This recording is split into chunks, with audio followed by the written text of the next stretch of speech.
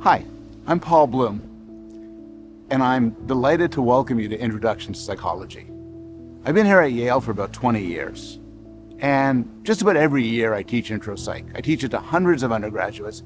It is one of my favorite courses to teach, but I'm particularly thrilled to be able now to present the material of Intro Psych to a broader audience. Now, there's all different ways you could take this course. Nobody would blame you if you decide to just dip in, look at a lecture on Freud, or about mistakes in memory, or about depression. The lectures could be listened to or watched out of order. But what I would suggest, if you can, is treat it like a course. Sit with your laptop in front of you with a cup of strong coffee and a cigar. Take notes, go through it bit by bit in the order in which it's given. Take the exams. The exams are not meant to be difficult, but they are meant to sort of tap your understanding of the material as you go through it. Once you've done that, you could be said to have taken a course on Intro Psych. Then, if you want to move it up one level, you can do the associated readings. The readings are online. They're from an excellent textbook. They're free.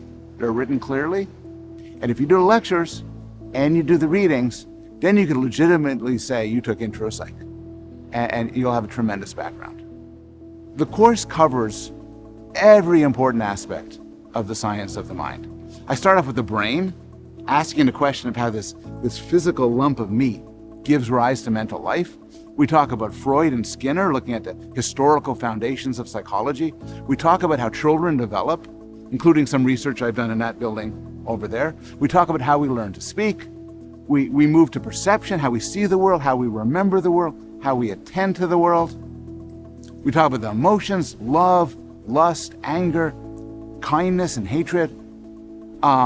We explore how we interact socially, how prejudices form, what we like about one another. We'll talk about differences, how we're different, why we're different, what this means for us. And we'll talk about clinical disorders like depression and anxiety, or disorders many of you suffer from, and what causes them and what can cure them. And we'll end with an overview about happiness, what the scientific study of psychology tells us about how to be happy. I'm admittedly biased, but I think psychology is the most interesting topic around. So I'm delighted to have you take this course.